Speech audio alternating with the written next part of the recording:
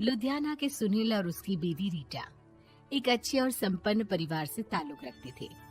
एक दिन रीटा की भाभी उसके घर आती है। रीटा, तुझे तो पता है तेरा भाई कुछ नहीं करता, ऊपर से 2 बच्चों की जिम्मेदारी, बेटी भी बड़ी हो गई है। तू तो बुआ है, कुछ मदद कर सकती है तो कर देना। कहाँ पैसे हैं भाभी, बस समझ लो किसी तरह हम लोग भी दिन काट रहे हैं। 2 ही तो कार है और मेरी बेटी भी बड़ी हो रही है। अब उसके लिए कार लेनी है तो 10 लाख का खर्चा तो लग ही जाएगा। तभी वहाँ सुनील आ जाता है। अरे शशि, क्या है, तू हमेशा पैसों के लिए परेशान क्यों रहती है? वैसे क्या जरूरत थी बेटी की शादी इतने बड़े घर में तय करने की? अरे पैसे नहीं थे तो ऐसे ही कर देती कहीं शादी। इतने बड़े होटल में क्यों कर रही है शादी? लेकिन यहाँ तो मामला शादी का है, डेट तय है। दरअसल तेरे भतीजे के पीएफ के पैसे आने हैं, पर उसमें देर हो रही है। जैसे ही पैसे आ जाएंगे मैं तेरे अकाउंट में डलवा दूंगी। ठीक है, हम लोग सोचकर बताएंगे। तभी वहाँ भतीजा आ जाता है। फूफा जी, आप लोग ही मदद कर सकते हैं, वरना तो कैसे काम होगा समझ में ही नहीं आ रहा। मैं वादा करता हूँ जैसे ही पैसे आ जाएंगे मैं आप लोगों को वापस कर दूंगा। हाँ भाई, ठीक है। अब देख भाई, हमारे लड़के तो सारा दिन घर पर पड़े रहते हैं, ना कमाते हैं ना कुछ कमाने की इच्छा रखते हैं। लेकिन चल, ये ले, कितने पैसे चाहिए? जी 4 लाख रुपए। ठीक है, लेकिन पैसे ध्यान से वक्त पर वापस लौटा देना। सुनील मुसीबत के वक्त बीवी के भतीजे की मदद तो कर देता है, लेकिन उन लोगों के जाने के बाद देख ले रीटा, तेरे मायके वालों ने मांगा तो दे दिया, वरना इन लोगों का मुझे कोई भरोसा नहीं है। अरे क्यों भरोसा नहीं है? इससे पहले तो कभी इन लोगों ने आपसे मदद भी नहीं ली। हाँ, ली तो नहीं, लेकिन पैसे की किल्लत ही रहती है ना इन लोगों के पास। अरे ठीक है ना, नहीं लौटा पाए तो भतीजे के ससुराल से निकाल देंगे। सुना है बड़े घर में शादी हो रही है। सुनील और रीटा पैसे तो दे देते हैं, लेकिन अगले रोज ही। हाँ भाई साले साहब, क्या हाल है? ठीक हूँ जीजा जी। क्या बात है, सालों बाद आपका फोन, जरूर कोई बात होगी, बताइए ना। अरे वो तेरी बड़ी भाभी आई थी, बेटी की शादी कर रही है ना, तो पैसे लेने के लिए मैंने दे दिए 4 लाख।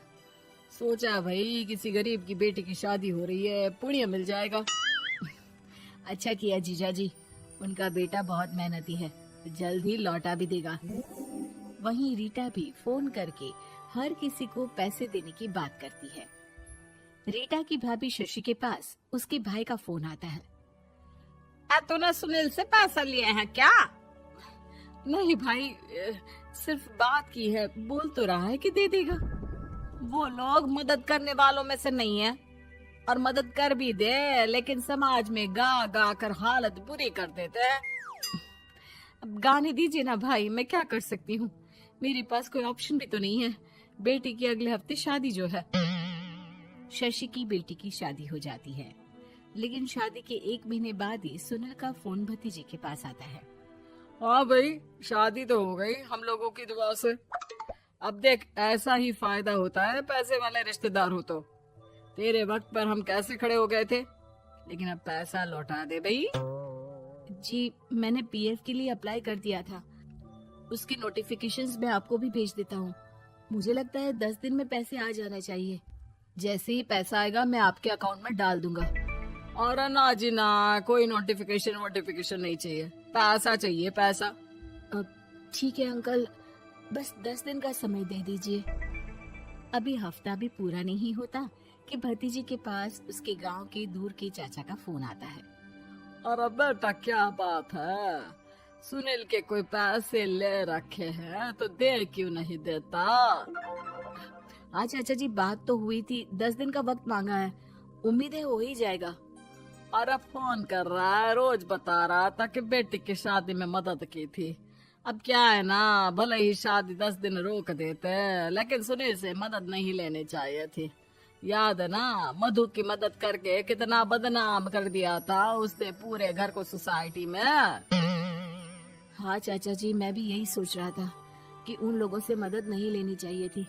कई लोगों के फोन आ चुके हैं। वहीं रीटा अपनी भाभी को फोन कर देती है। क्या है भाभी, कब पैसे लौटाओगी? पता है ना ये कितना बोल रहे थे, तुम्हारे बोलने पर मैंने पैसे दिए हैं।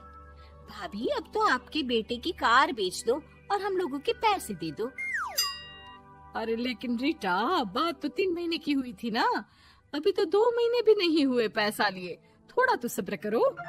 नहीं नहीं भाभी, वैसे मेरा बेटा टिक्कू आ रहा है आप लोगों के घर रहने के लिए, उसको अच्छे से खिलाना पिलाना, समझी?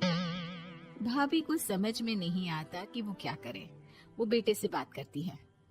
अरे माँ, इन लोगों से मदद लेकर सच में बहुत बड़ी गलती कर दी। मुझे खुद समझ में नहीं आता कि कैसे इन लोगों के पैसे जल्द से जल्द दे दूं। तभी डोरबेल बजती है और रीटा का बेटा टिक्कू घर में आता है। आओ बेटा, मामी के घर पहली बार आए हो रहने? आप पापा बोल रहे थे कि आप लोग पैसे का ब्याज तो दे नहीं पाओगे, तो तब तक मैं यहीं रह लूं। और हाँ, मैं एसी के बिना नहीं सो पाता। आप लोग अपना देख लेना और पैसे जल्दी लौटा देना, क्योंकि मैं थोड़ा जल्दी जाना चाहता हूँ। रीटा का फोन शशि के पास आता है। भाभी, पैसे कब तक दोगे? बेटे की विदाई के बाद शशि के घर का माहौल बिल्कुल बदल जाता है। वो हर वक्त बेटे से उसके पीएफ के पैसे पूछती, और पीएफ यानी कि सरकारी काम। आजकल में पूरा 1 महीना और बीत जाता है। भाभी, मैं और ये अमेरिका जा रहे हैं, घूमने के लिए पैसों की बहुत जरूरत है। रीटा, मैं पूरी कोशिश कर रही हूँ कि जल्द से जल्द पैसे का इंतजाम कर दूं, लेकिन पक्का नहीं बोल सकती। तभी सुनील का फोन भतीजे के पास आता है। देख माना 3 महीने की बात हुई थी पैसे लौटाने के लिए, लेकिन अभी मुझे पैसों की काफी जरूरत है। मैं अमेरिका जा रहा हूँ, तो पैसे मैंने किसी से ब्याज में पकड़ लिए हैं। तू हर महीने 4 लाख का 20,000 ब्याज डाल देना मेरे अकाउंट में। सुनील फोन रख देता है, लेकिन भतीजा काफी परेशान हो जाता है। वो ऑफिस से शाम को घर आता है कि माँ पूछती है, क्या हुआ बेटा? बेटा माँ को सारी बात बता देता है। माँ भगवान के सामने हाथ जोड़कर खड़ी हो जाती है और रोने लगती है कि तभी बेटे का मोबाइल पर मैसेज बजता है। माँ, पीएफ के पैसे आ गए। और वो ऑनलाइन ही सुनील के पैसे वापस कर देता है। भला हो भगवान का। लेकिन आज एक बात तो समझ में आ गई, मदद हमेशा उन लोगों से लो जो मदद के बदले आपसे मदद में दी गई रकम ही वापस लें, ना कि समाज में आपकी